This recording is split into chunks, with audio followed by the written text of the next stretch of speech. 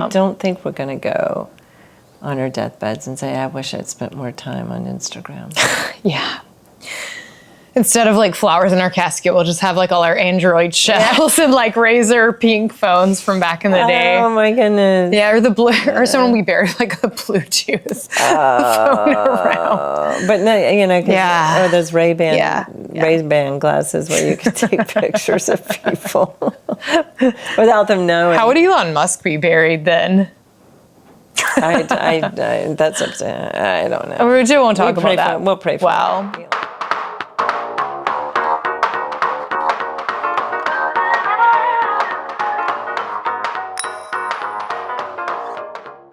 To get the Trans-Siberian Orchestra so I could play it throughout the house thinking, oh, that'll be a Christmas thing that I can listen to.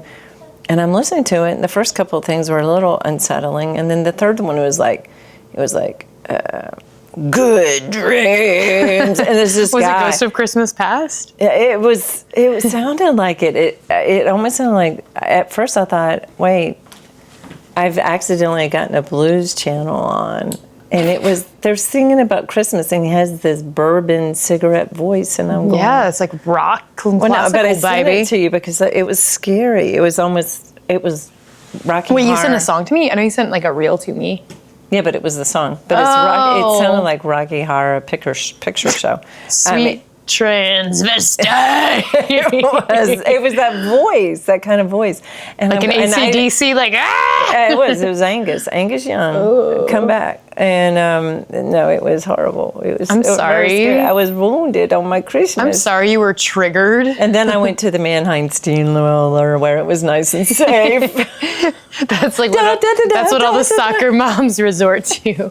We don't like combining rock and Christmas. Well, no, I don't mind good rock, but at the same time, this was edgy rock where let's talk about, you had a nap today and I had a Sunday nap. Oh, wow. What a clickbaity intro. Yeah, we did. Yeah. I actually went back to the house to redo my makeup because I took a nap on a massage table. And when I got up, like, this entire right side of my face was smeared and rubbed off. That's a good So it was like Green Day meets resurrected, like, porcelain doll kind of a feel. It was really scary. But a good nap. That's when you smear when you smear your winged eyeliner. But then when you have that little wrinkle from a pillow or something. Yeah, it's a sign you had a good nap. How was your nap? Right here. Did you dream anything? Right here. Oh, right here. Just right in this very chair. Right in the broadcasting without the light spot. and all that. So it was good. Wow. I was really surprised to see that you wanted to podcast today. I was like, oh, this is becoming the Sunday thing. Well, it has become a Sunday thing. I don't know. I was just coiled up. Hello. Hello, the farm dog. She does not like podcasting. Struts by. She leaves our the room. audience of one is like, you guys suck. Thanks, Tink. Hey, like and subscribe. Sign up for our Patreon. Our biggest fan just left. Well, it's nice talking maybe to you.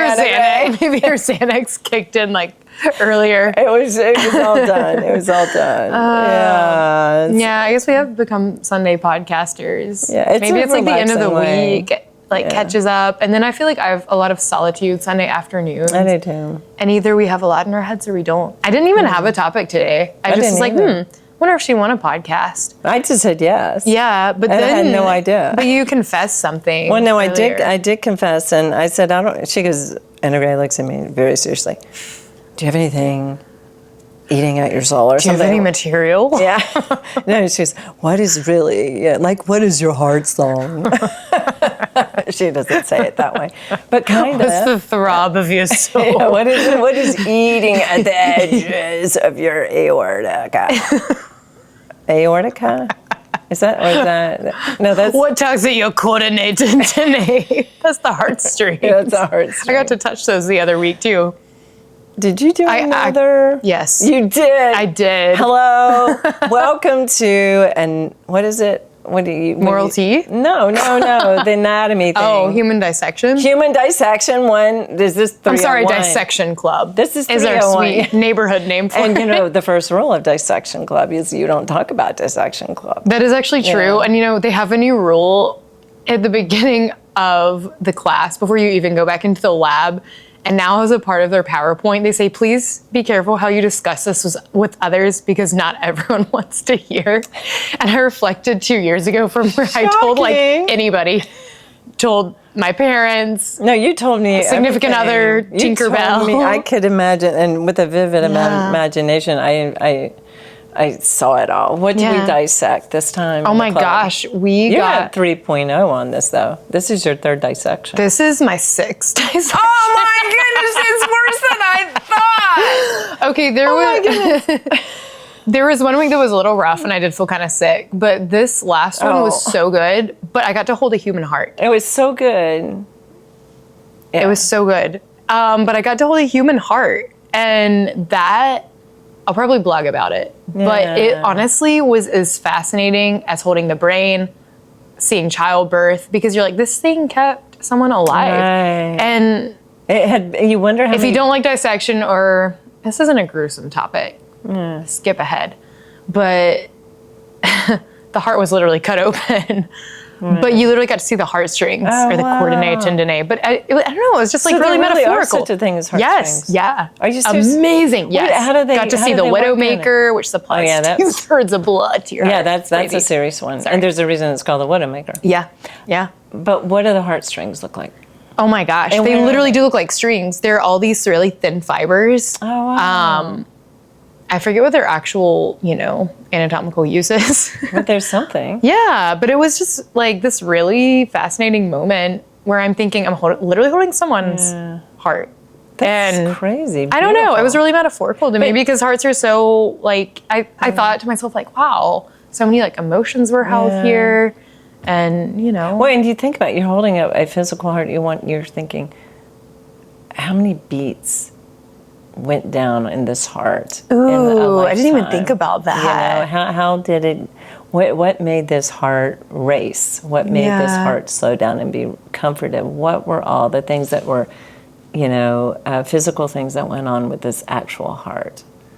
That's fascinating. Yeah. And you didn't it was know, you only saw the heart, you didn't see the person it came from. We did have a full specimen. Was it a older person? Yeah. We had 2 full cadavers, and then you have a choice of limbs. Okay. And I'll just leave it at that. Yeah. Okay, but I didn't want to talk about. I didn't mean to talk about dissection club. Well, I always think that's a festive way to launch our Christmas. The Christmas spirit. Yeah, it's a dissection club. But I'm always fascinated. But the idea of a heart, and the idea that that somebody, it was inside somebody. It was, there was great joys in that person, great loss. That's exactly what I was thinking. I'm like, all the things you feel in your chest, like some things you feel more in your gut, others, you think about, but this, it was just like, this is really cool. So, I came in and asked what tugged at your heartstrings or your CHORDAE Tendineae. That's when you do your blog, you ought to write on a little bit about heartstrings. That is, I will. Even the name of it. Yeah. I really thought that was just metaphorical. I did too. There was a girl who is a scientist at the Discovery Center, and she said something about heartstrings, and I looked at her. This is before it was dissected. I said, "Wait, that's like a real thing?" She said, "Yes, the CHORDAE Tendineae and da da da da da." The CHORDAE Tendineae. Yeah. What tugs at your CHORDAE Tendineae? Well, no, my brain wrinkled. We were going. I think it might tie in to our heartstrings or the lack thereof. Because you came and you said, what's really, and I said, I really don't have anything to talk about. I've just been very, very, very, very distracted by social media, the little rectangle.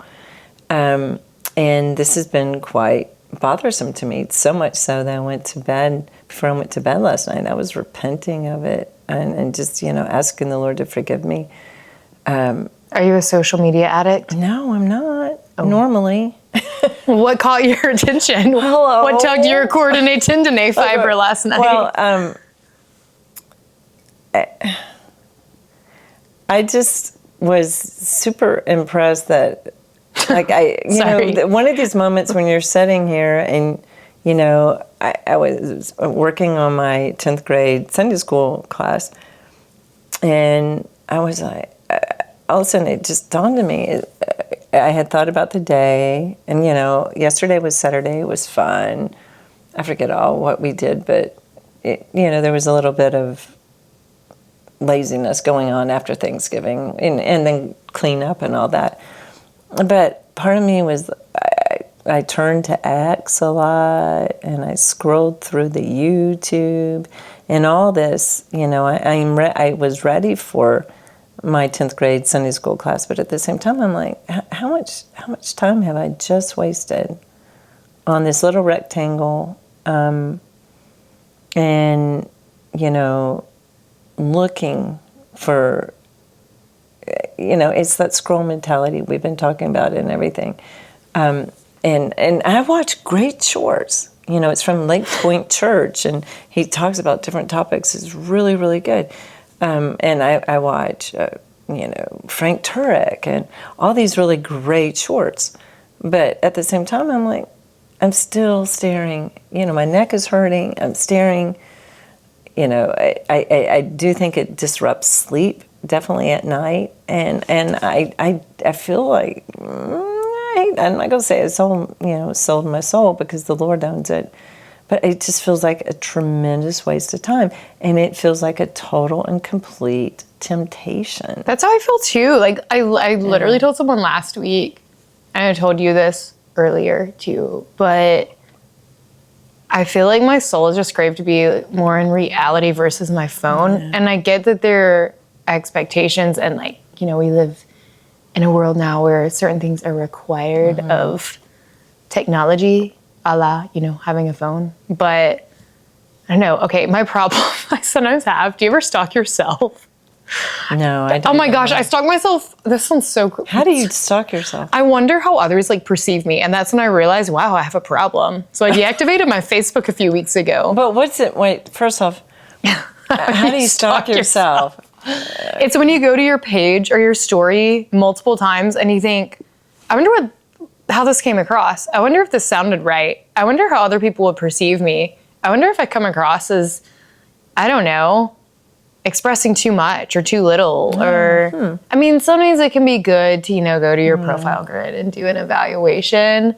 But I'm obsessed also with just the constant connection. But I'm like, is it really connection? No pun intended. No. But, 5G I'm connected to very intimately. Well, I think it is a connection, but at the same time, I don't know.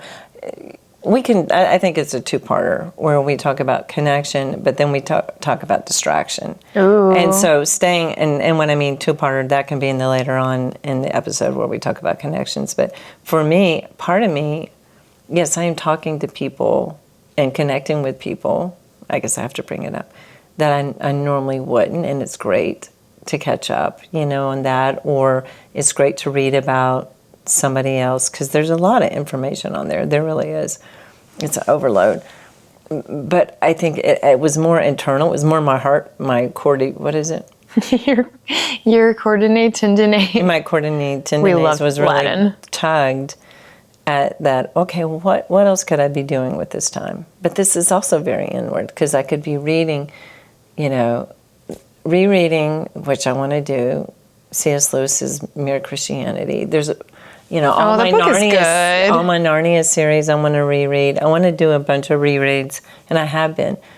So part of me is like, okay, for every hour I spend, and I'm hoping it's not more than that, every media minute I use, I could be doing something else. I feel that. And it's things that are rooted in reality too, I mean, you could say social media is in reality, but something that's not digital. Yeah. Because I've craved to actually have a pen and ink, journaling my thoughts. And so I've been doing that a lot of mornings. I did it for most mornings a few weeks ago, and it just felt I don't know, I could fully breathe. Yeah. And then reading more, I started reading 2 books at a time. Yeah. And feeling so on top of the world, because I'm a serial book starter. Yes, I am too. I started them, really? yeah. Man, okay, it makes me feel better. But it's worse for me because I'm on Goodreads and everything shows up. You're reading this book, you're reading that. And I'm like, oh no. Oh, I'm still in part 1 of part. Yeah. That's me with The Idiot by Dostoevsky. Wait, I was but I so proud when I understand. made it to part 2. I'm like, yay, I only have 400 more pages to go. Those Russians, they write really long Oh my novels, gosh, but- yeah. His like page-long quotes where at first I'm like, all right, I'm tracking with you, all right. And they're like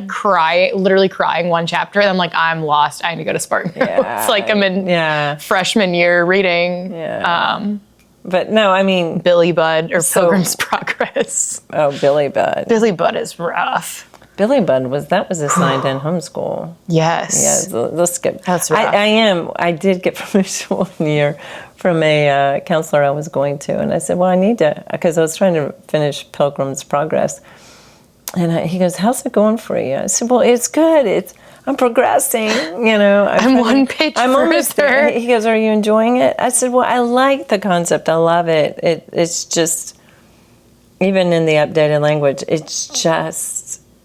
Is it dull to you? You can wasn't be honest. dull. You can say it sucks. It was more of a. I don't like Shakespeare, so. No, it was more of a man's going to different places, and it was an inward journey, which I really do appreciate. But there was not I realize I'm a relational. I like relationships in books, hence, you know, romance and things like that, or whatever. You know, Frodo and Sam. I like relationships. There wasn't any of that going on except for the towns he went through, if I recall correctly. And counselor, he looks at me and goes, well, so stop.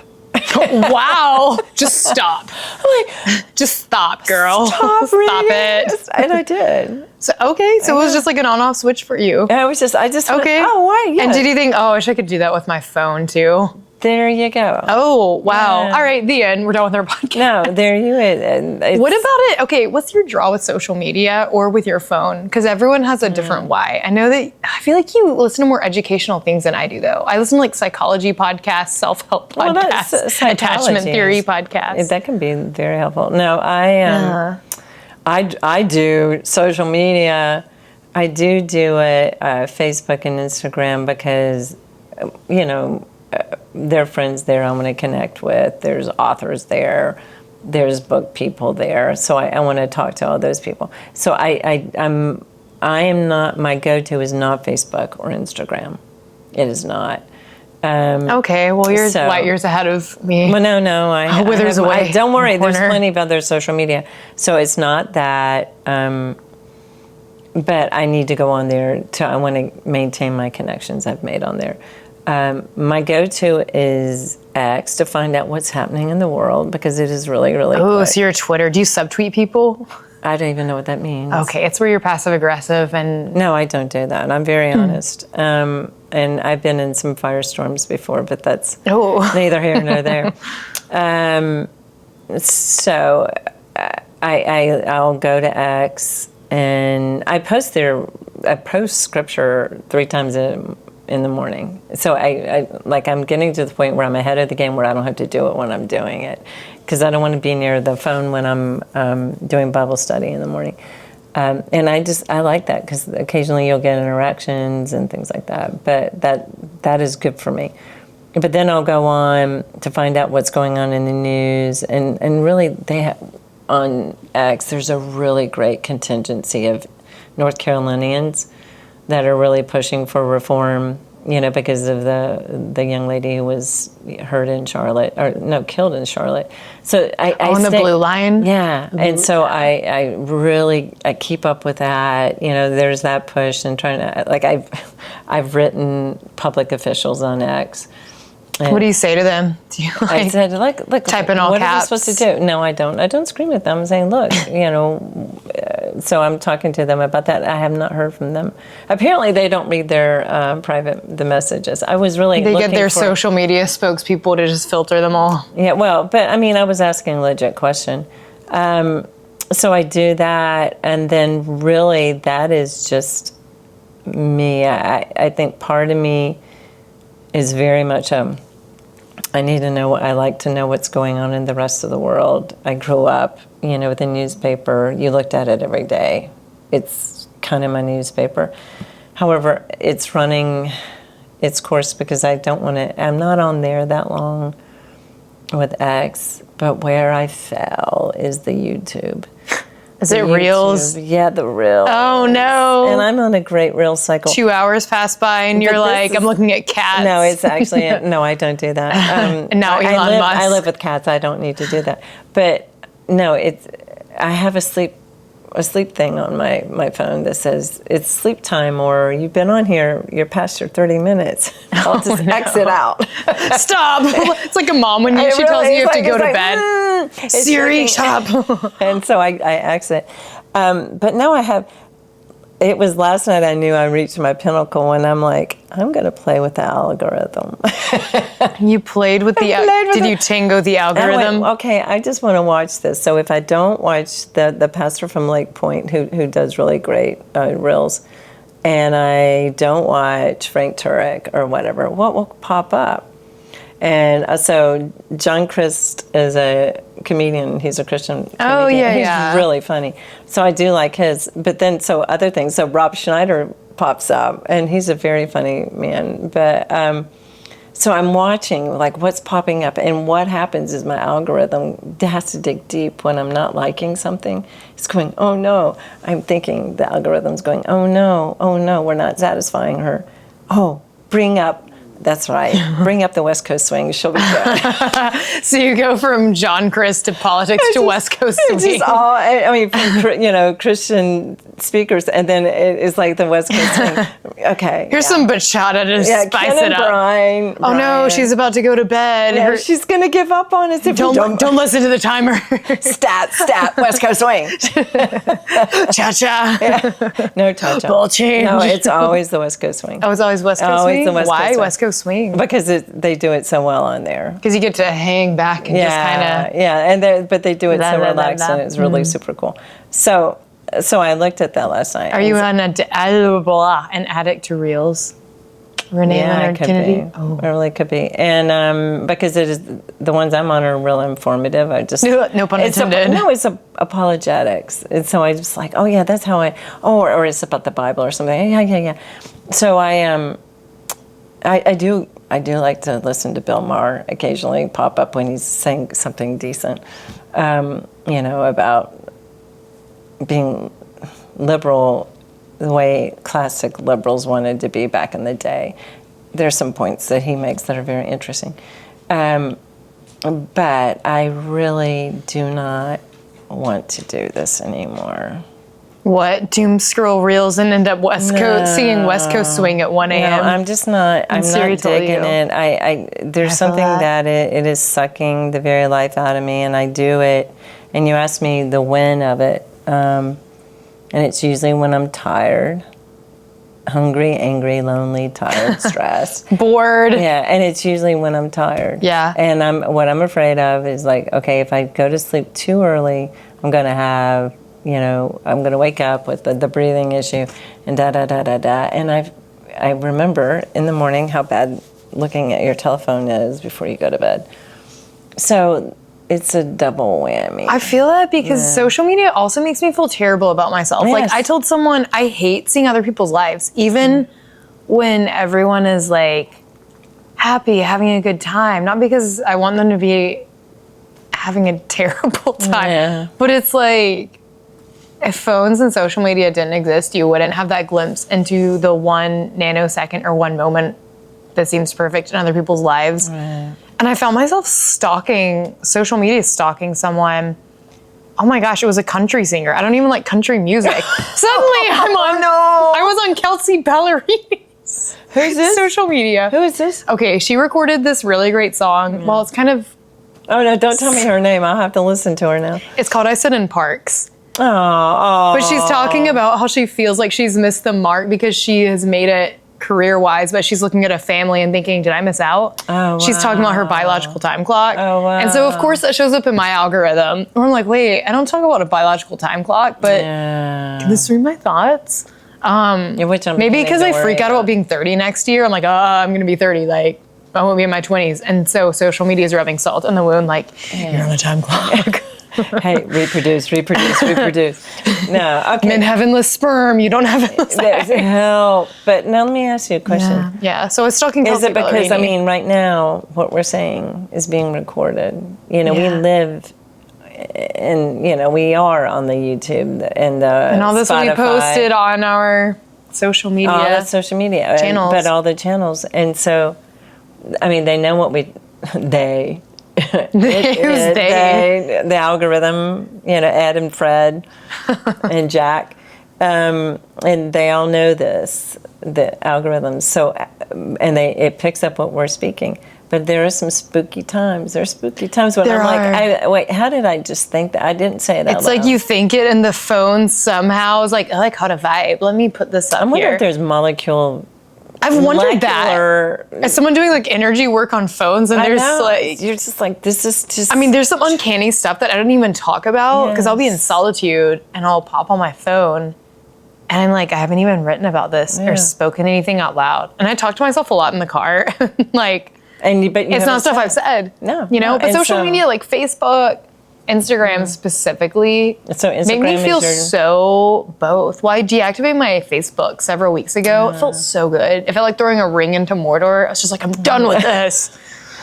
No one's gonna know this or care, but you know what? So I'm off, which it was for some other reasons too. What was it about Facebook that drove? Because you're not really the demographic. You're much younger than the. Yeah, I'm actually shocked by how many people in my age bracket don't like Facebook. They're more into Instagram and posting like, you know, what is called flat lay photos of like, you know, fall vibes and I don't know. But what was it about Facebook that you loved? Well, actually, that I loved or why I left? Both. I wouldn't actually say that I love Facebook though. That's the thing because I find myself wondering, why do I keep doing this? Like it was actually a habit. I realized within myself, I don't actually like this. And it's interesting because I think even in life in general, we can be so used to going through the motions, whether it's like with work or even hobbies or things we think that we like or should be doing. And we're so in like autopilot mode. Then when you start to question it or break it or just ask the question like, do I like this? Why am I doing this? Now it has to be some deep answer, you know? But for Facebook specifically, I think it was just habit because on Instagram, I feel more connection. Like, you know, you post on your story and people can DM you, but I'm just like, oh, this is too much access to too many people. So yeah, it really is. Yeah. But you know what, the habit thing, way back in the day, when we were considerably younger, you were way younger, and it was during COVID, and you showed me the 1952. No, you showed me that film, Out of the Shadows.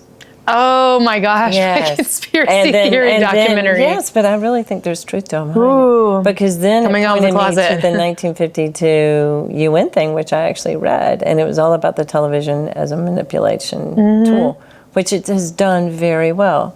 Because you think about marketing and all that, it was a marketing lover's dream. So, what is it? I think it romanticizes life. It gives us a romantic depiction. I'll finish your question. Well, because you just said something really important. You said, I don't even really like it. Yeah, and how many people fall asleep with the TV on, have the TV in the background. And even on my phone, like I took almost 8 months just off social media completely last year. And I found myself like chronically checking my email. It's like from one to another. So I'm like, okay, I'm literally used to clicking on. And I realized for myself that, yeah, connection was a huge part of it, like constantly needing to be in touch with somebody. But then I'm like, the people who matter the most, I would want to see in person, you know, like not just texting all the time. Not that I was like this chronic texter or on my phone 24/7 even, you know, because like I've kept my ringer off the last almost 8 years, unless I know someone's calling or it's important.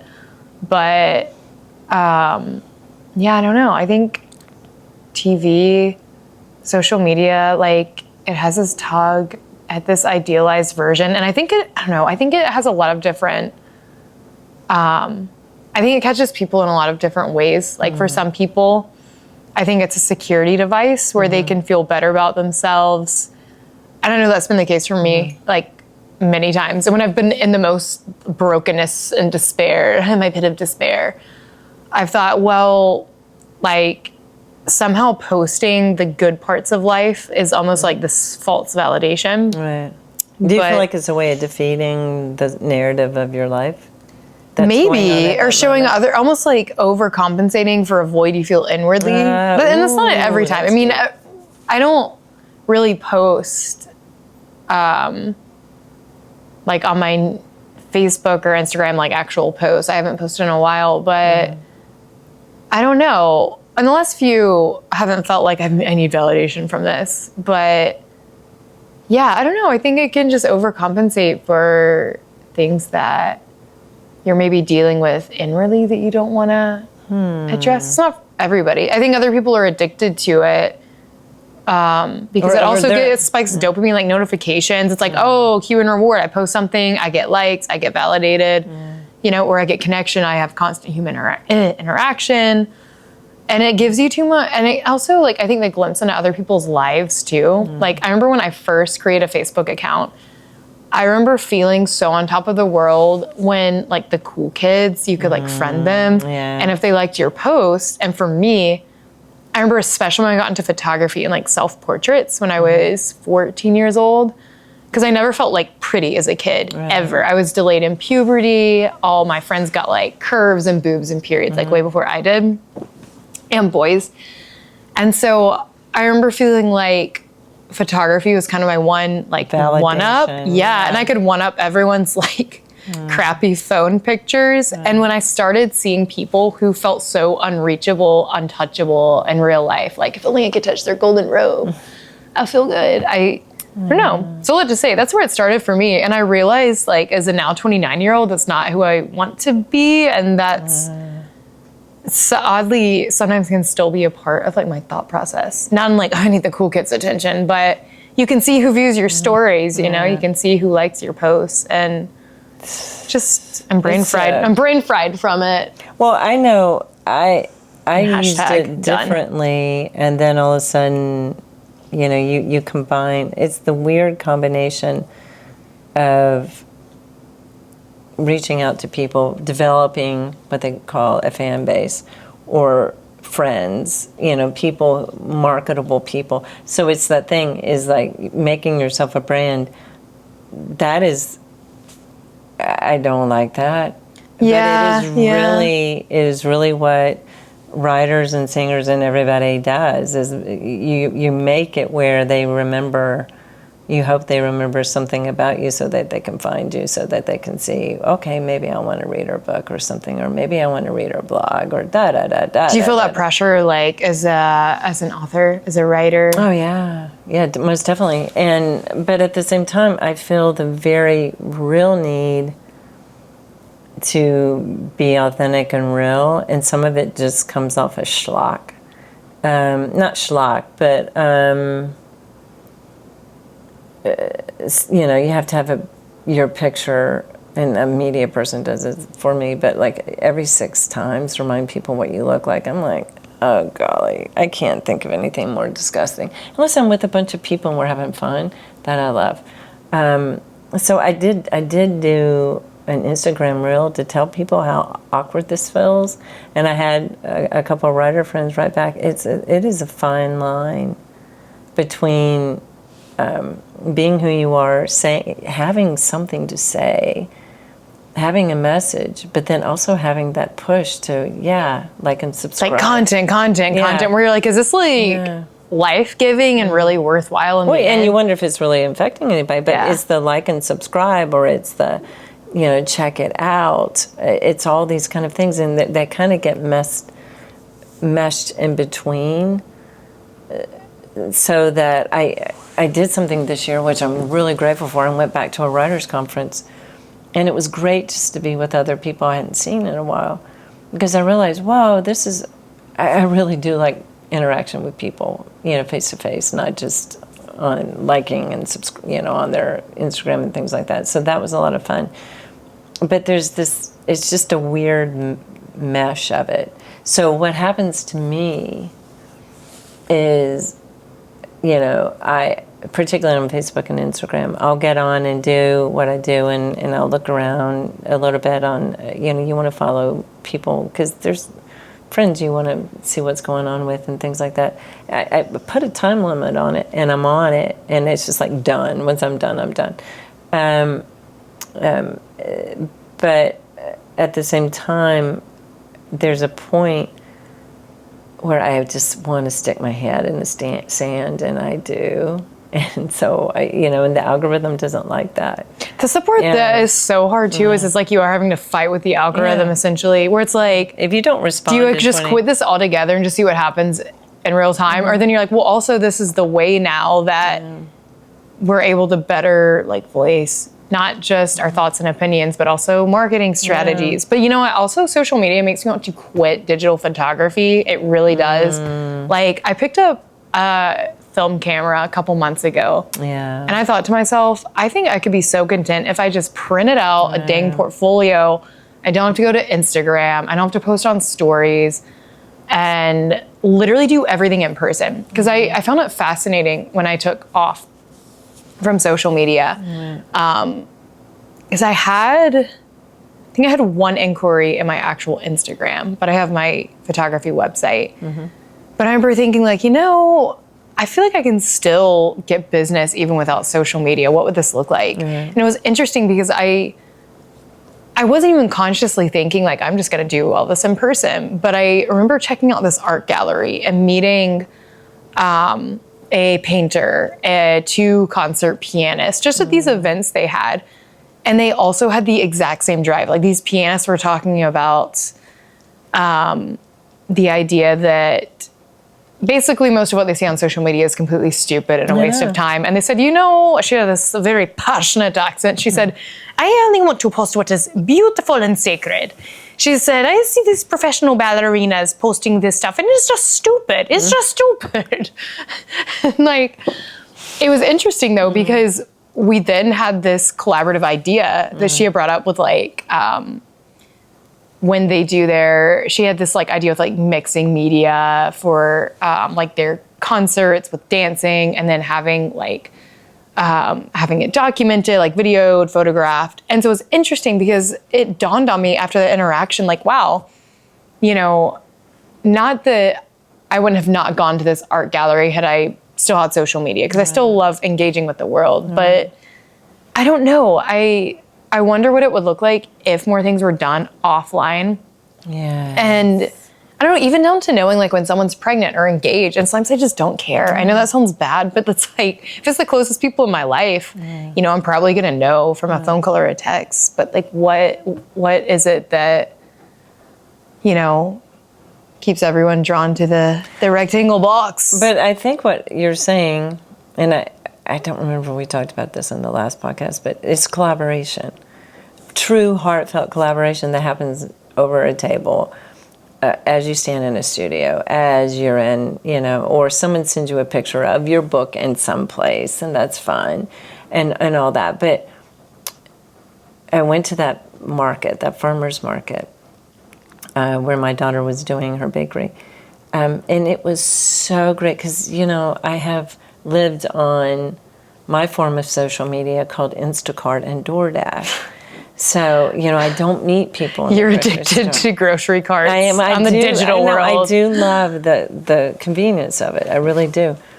However, I didn't realize what I had been missing because I went to this little corner market. It meets there every week on Saturday.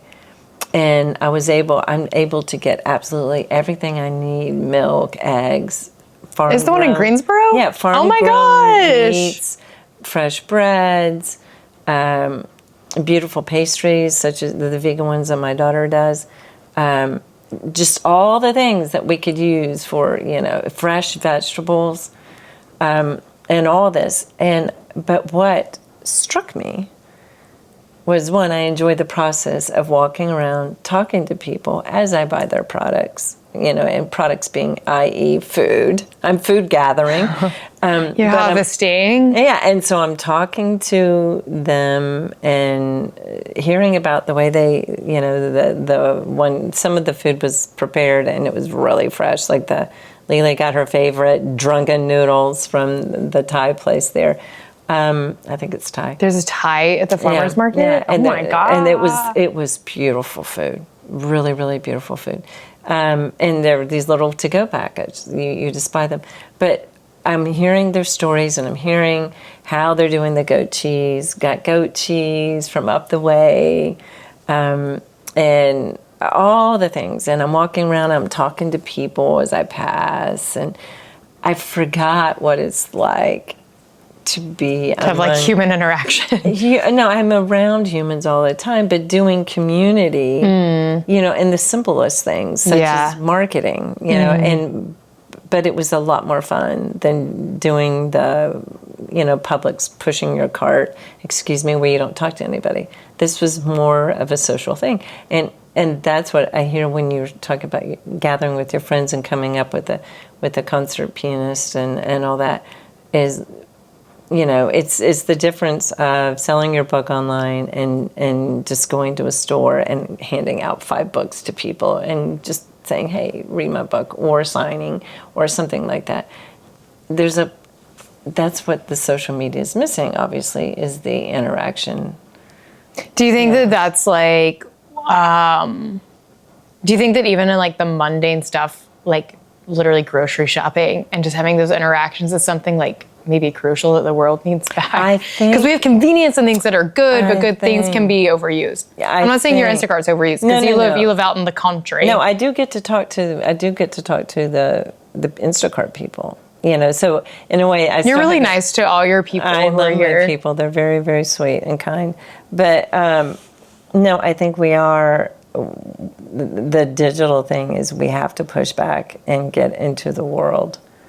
And, I am one, you get in these ruts where you go, okay, I'm going to go to the dance studio, or I'm going to go to church, the church group, or the church group's going to come over here. And you forget that there's a whole world, like going to this market, like I'm going to that Winston-Salem one where Kylie and Corinne are going to be doing their different things. Was it tea for... Oh, Tea and Toast. Tea and Toast, yeah. And Kitschy Kitchen.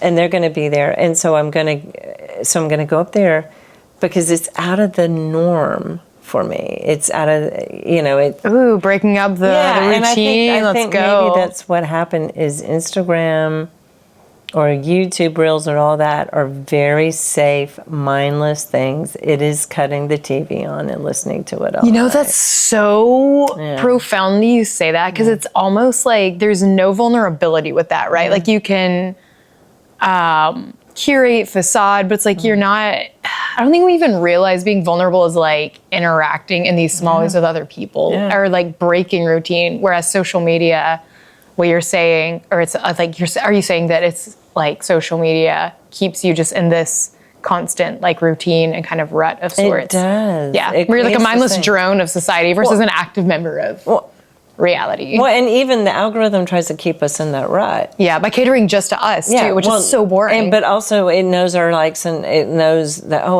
she wants to hear about apologetics over and over again. And if she's not liking, then let's throw in some West Coast swing.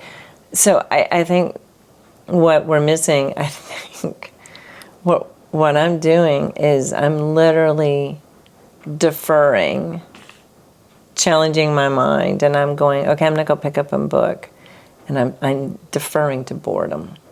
Whoa. I really think like as in you're just embracing boredom I'm just without even picking up something to distract I it. in my head justify it. Life is too complicated. Life is too messy. I'm just going to be bored here. I'm going to be mindless here. Except for I do have a better reel than some people might because I'm learning. Okay. And I'm not saying that arrogantly. That's what I choose. So I'm not watching the cat videos are very funny.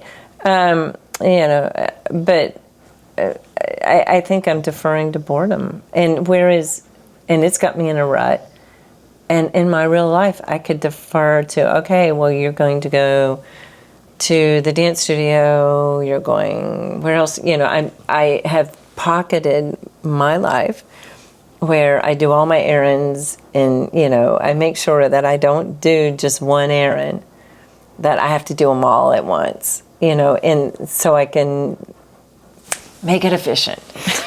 The click of a button. Yeah, so I think track the little Uber driver on the map. Yeah, well, no, and it's me, you know, and so what I'm trying to do is like group things in my life so I can be as efficient as possible. And I think maybe in efficiency, I've kind of lost the art of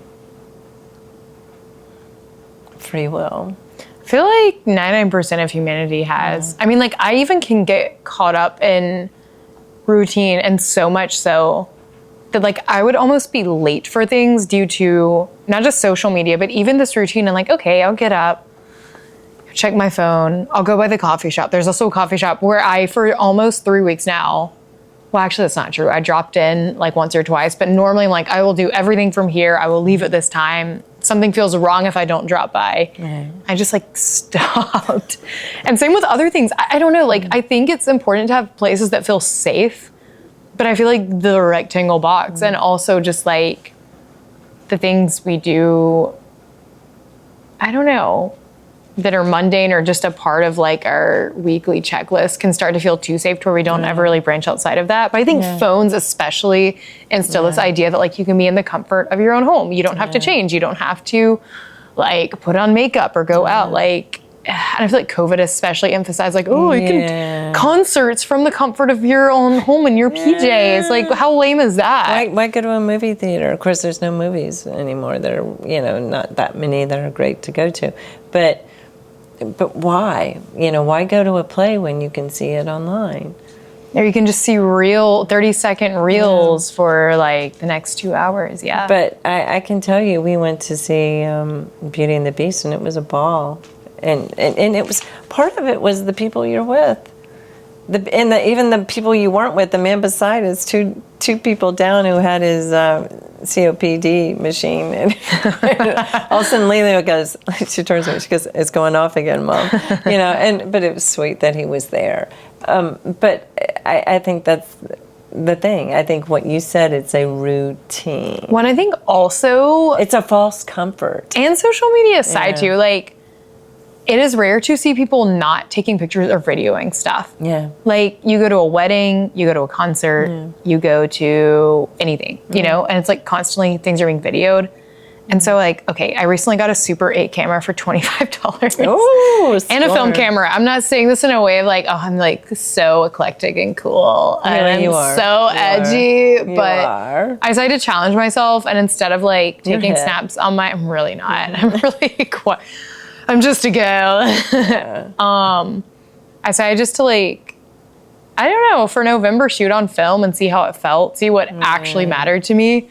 Because I think even like social media out of the picture, we're so used to having this like safe haven or just like phone is like a convenience, or it's almost like created FOMO too. Like, oh, I've got to capture literally everything or record everything because I might forget it. I'm like, some things are meant just to be memories too. And like you said, I think you nailed it when you said it's the people, it's the connection, it's like who you're with, you know, and like not every nanosecond, I don't think was created to be. And I was at to be recorded. But I was at the Christmas farm. But that's just me. And I was just, this is so pretty. And I'm with people I love. And I whip out my phone to record it. Now, I do think there's good things. I mean, what did you record at the Christmas tree just farm? The whole Christmas thing. It was just like, oh, and I think, and agree what it is like, we're supposed to lift our souls to the Lord, and I'm lifting my souls to the algorithm. I'm lifting my souls to trying to capture this moment that is best captured in our memories jointly with people that I love. And so when we went to the poinsettia room, I think I did take a video of it. Well, I'm not saying it's like evil to take videos, but it's like when people are always in the habit, like, oh my gosh, something funny's happening. I'm at the grocery store. I'm like, but the I don't constant want to flicks all the time. But I think you're right. I think there's something about this that we need to push back at. Yeah. Because the collaboration thing where you were talking to the friend and you all became this multimedia thing idea.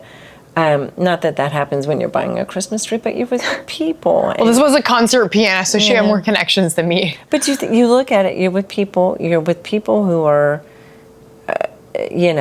15 and 16 and under that, who will live to a ripe old age, God willing, and they will be the oldest generation one time.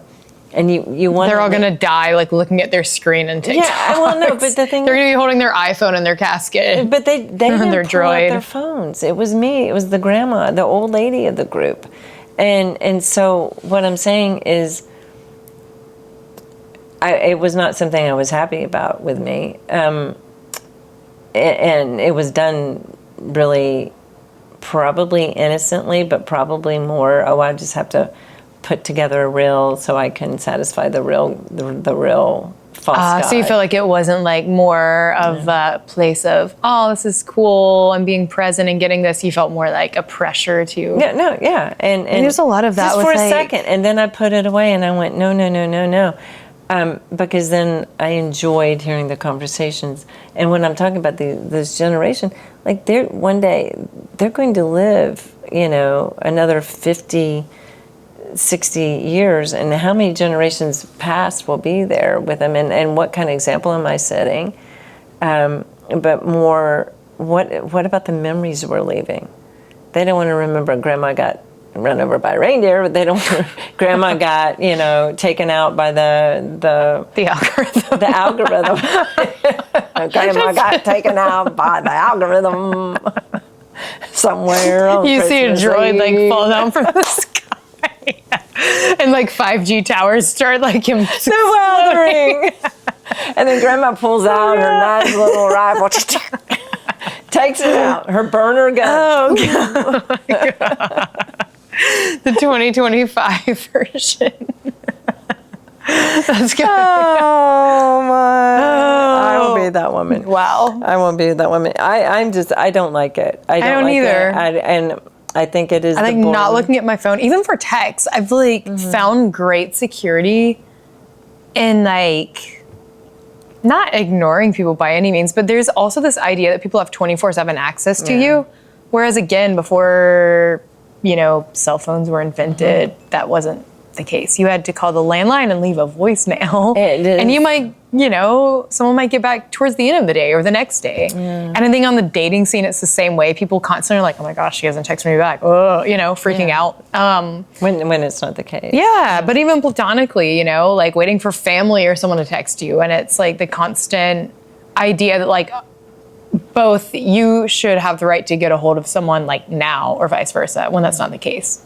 Yeah. So so how do we change the rhythm? Well, no. What are you doing to change? Well, because this morning I journal with a pencil. I mean, a pen, a Sharpie pen, and a Levenger's Circa notebook. And I have been doing it.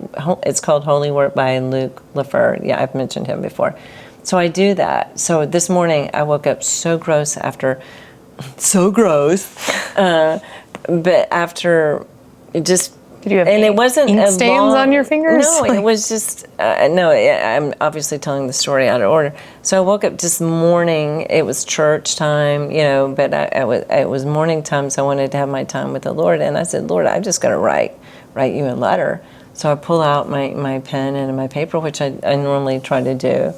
I don't do it every day, but I try to do it a lot of days. And I just started writing him and just telling him, this sucks. I don't like this. I don't like being indebted to the rectangle, particularly after, what Christ Jesus has done for us, He's gone to the cross for us, and I'm sorry, I'm laughing because and there's all of us like Twitter. Yeah, I know. It's just we've given ourselves over the little false G pumpkin called spice latte picture. Yeah, but it's like we've given ourselves over to the false G, X and YouTube, and so I started thinking, I could get a landline, which I really had been wanting to get. Because that's the way it used to be. And writing my book, Tissue, reminded me of that's how we communicated if we needed to get hold of somebody. And I liked that. It was real simple. There was not a lot of, you didn't have it 24/7 hooked up to you. And then I got to thinking, well, okay, what do I need? You know, I would never, like, I've resisted Apple Watches because there's no way I want to be more plugged in. You could get a Bluetooth phone like back in the day. No. Are they talking to me or are they on the phone? No, I went, I think it's time for the return of the pager.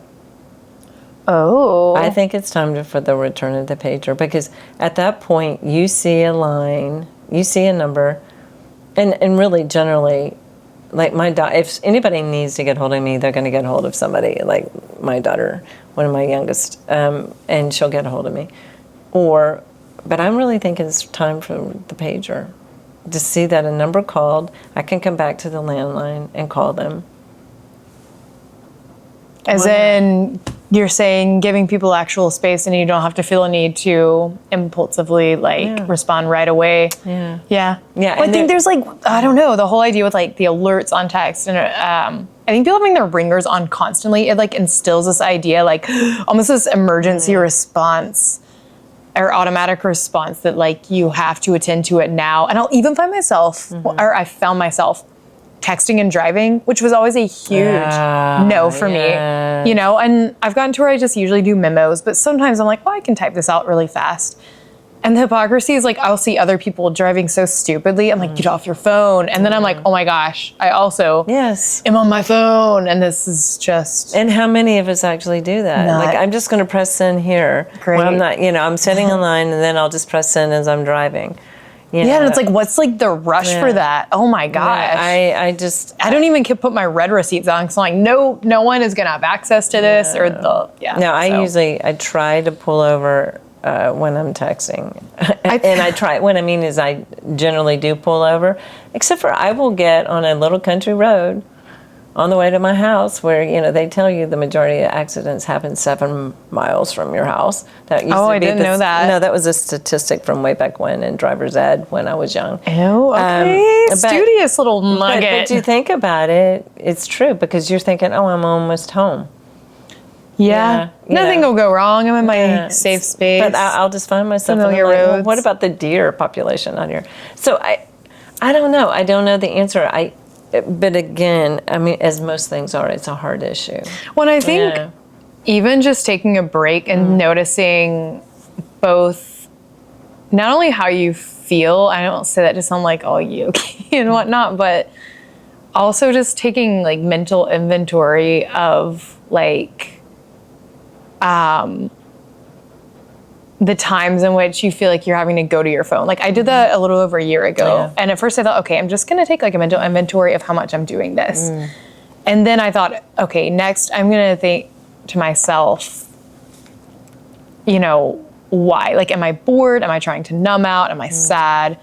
Am I neutral? And so I feel like even setting boundaries with it, and I think that maybe looks different for it looks different on everybody, but I think that also allows for a lot of opportunity to pursue things and try things, and even being with people, things that you normally wouldn't do. I think it can create this environment where you can actually better yourself mentally, physically, spiritually, when you're not constantly here. And again, I'm not saying phones are bad, but I also feel my boredom with it too.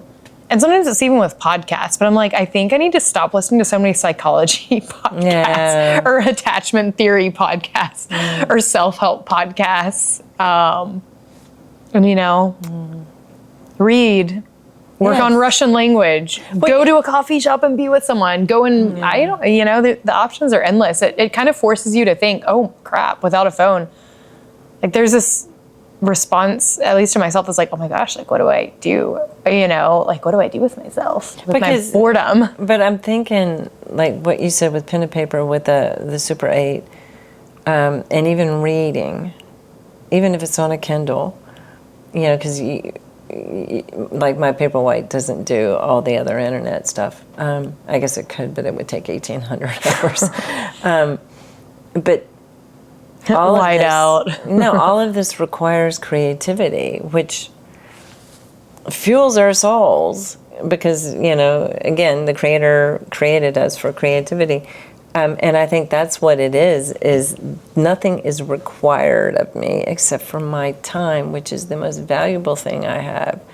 And that is what is required of me on these social media things, is me and my finger scrolling. My brain can be in it, my brain can be out of it. But in reading a book, even if it's nonfiction, there's imagination going on because you're seeing the things that they're talking about. Or if in fiction, you are painting a picture in your mind that is only in your mind. I mean, the author's leading you there, but you will have your nuances about it. And then when you're taking a picture, a physical picture with a Super 8 or an old non-digital camera, there's something more in it that's creative. Does that make sense? It does, and it's more rewarding too. I get exactly what you're saying, because it's like it's more mentally stimulating and forces you to actually overcome even some obstacles. Yeah. And I think social media caters everything to you to where you can become kind of a digital glutton, like everything's handed to you. You're not having to actively work. It's like exercise, but I call it like brain gains. It's like for me, I realized reading for long periods of time, like endurance reading, was really hard. Because I'm used to reading like short blurbs or like blogs. And it's really, really hard for me to sit down and read a whole chapter without like reading the same page 3 times or being like, oh, there's a fly on the wall. Or like, let me check my email really quick. But that to say, I think there's something that's more mentally stimulating and challenging about doing things and pursuing things that require you, again, to be active in reality versus passive. So, well, you know what I did? Those are my deep thoughts for today. Well, I love your deep thoughts, but my not so deep thoughts. I said to the Lord as I was like really repenting last night, and then I wrote it this morning in my journal, but I said, Lord, you're really going to have to help me with this, because it can be a default mode. It's not every night, but it can be a default mode, particularly, and I noticed it's around the holidays. We're moving into Christmas.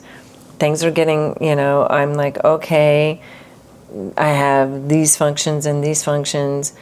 I have these gifts to get. I have these things to do and all this, and all I want to do is run and hide to something that doesn't require a thing out of me. I mean, the holidays are a lot of pressure. But I don't want to do it that way, because in the end, it is really distracting me. It's distracting me from the Lord, and because I said, you're going to have to help me, and I realized just going to church this morning, how many times I picked up my phone, and I wanted to check my email. I can relate to that. Sunday morning. Only when I digitally delete Instagram and Facebook and then resort to it. But Sunday morning. You're like, I've got it. What kind of email were you wanting to check for? My work emails on Sunday. Gmail. And so I just realized it was this urge, and I said to him last night and this morning beforehand, after I wrote in my journal, so you're going to have to help me do this. And I literally had the power not to do this. I love that. Ridiculous. No, it doesn't. It's like Charlie Kirk powered his phone off for the Sabbath every week. Yeah, and because I love that. I love, particularly on Sundays, not paying attention to the phone at all. Yeah, having it sound off. Yeah. Turning the ringer off 24/7. Oh my gosh, it's a game changer too. Yeah. Well, even having a day of it completely powered off, I thought about doing that. I think so. Because I'm like, what urgency would there? I mean, anything could happen, right? And this maybe isn't for everybody, but I don't know. I admired the fact that I'm not going to, talk like politics or anything, but the fact that Charlie Kirk, a political figure, would power his phone off to be with his family, to be connected, to his children. Again, doing things in reality. I don't know, something just struck a chord. Renee, Tendineae. Yes, really, the heartstrings. I'm like, I would love that. But no, I think we need to do it. I think we need to make plans for it, because, even flipping the phone over at night makes me sleep better. Yeah, I don't airplane sleep, mode, no EMS. Well, and I don't even know it. I'm not even doing that. It's just, I don't keep the phone near my bed. I charge it, but I flip it over. But I think I told you that statistic, or not even the statistic, but they found that a phone in the room makes a child anxious. Really? Yeah, like they have done studies of it. As in like sleeping or just all together when there's a phone? Yeah, altogether when there's a phone. It brings anxiety onto children. Oh, man. Because, I guess, parents, what, whatever we're doing on the phone, or we're not paying attention, whatever, we're not being present, all these things. And so there's, in my mastermind group, they have found a product called the Brick, where you just literally lock it up, and you have to go through steps to unlock your phone.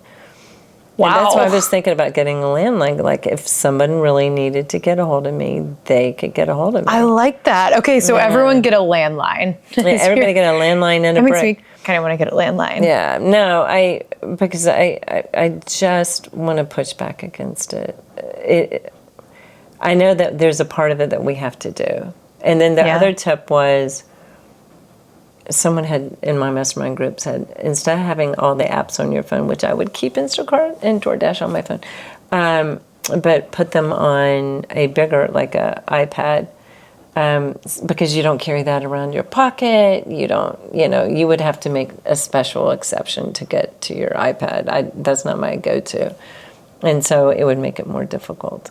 So, I mean, I do think it has to start with a heart issue, the heartstrings. Yeah, I think conviction and those little suckers. Yeah, and then asking the Lord to help. And because I don't know else how to defeat Well, I think it. following through too, like I think, like you said, if you, I don't know, I think if you have that like conviction following through on it, Yeah. like sometimes I'll think to myself, not sure if this is God, but it feels like God. So I'm going to follow through, assuming this is a holy nudge. Yeah. So like in pursuit of, bettering myself in some sort of way. Yeah. I don't think we're going to go on our deathbeds and say, I wish I'd spent more time on Instagram. Yeah. Instead of like flowers in our casket, we'll just have like all our Android shells and like razor pink phones from back in the day. Oh my goodness. Yeah, or the blue, or someone we buried like a Bluetooth phone around. But no, 'cause- or those Ray-Ban, Yeah. Ray-Ban glasses where you can take pictures of people without them knowing. How would Elon Musk be buried then? That's up to, I don't know. We won't talk about that. We'll pray for Elon. Well, We'll pray for Elon. all right, here's to landlines Hey, and pagers. then. Yay. The new norm.